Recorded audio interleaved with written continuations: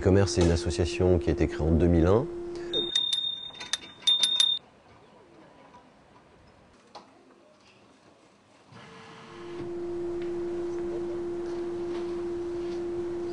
Tous les vendredis, on va récupérer les voiles dans les voileries. Suite à cette collecte, on amène ce gisement à l'entreprise d'insertion. Et ensuite, il y a une fabrication qui est faite. Ça, tout ce qu'il nous fait, c'est le papier ferlé. Ça se présente comme ça, avec une étiquette textile de mer. On peut mettre les papiers dedans. Ciao, bonne journée les filles. Merci. Ce sont des déchets pétrochimiques, ce sont des éléments qu'on ne peut pas valoriser facilement. Donc là, on leur donne une seconde vie et donc on démontre que la notion de revalorisation est plus pertinente que l'idée de jeter tout simplement.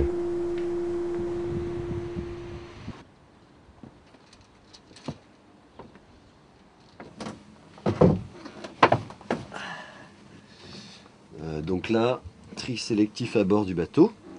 Donc c'est pas compliqué.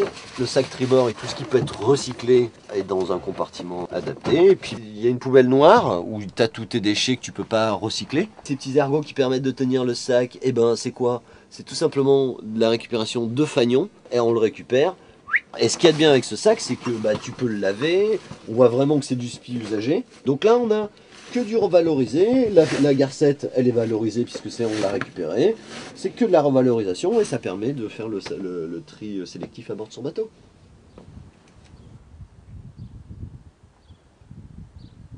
On met en place des partenariats, par exemple avec des associations du type Ecomer, qui est une association avec laquelle on a un gros travail, j'allais dire, de fond qui a été fait sur le port de plaisance de La Rochelle, sur la gestion des déchets, sur la gestion notamment des piles par exemple, des poches plastiques, etc.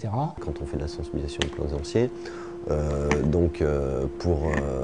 pour entrer en discussion avec eux, on leur amène un collecteur de piles qui est en fait juste une boîte de balles de tennis qu'on a récupérée auprès des clubs de tennis de Charente-Maritime. Et donc on leur donne ça. Donc dedans, qu'est-ce qu'on a mis? On a mis un petit produit nettoyant écologique. Et puis on leur met un petit dépliant pour remplacer les nettoyants toxiques. Avec juste des remèdes entre guillemets de grand-mère, mais qui fonctionnent très bien.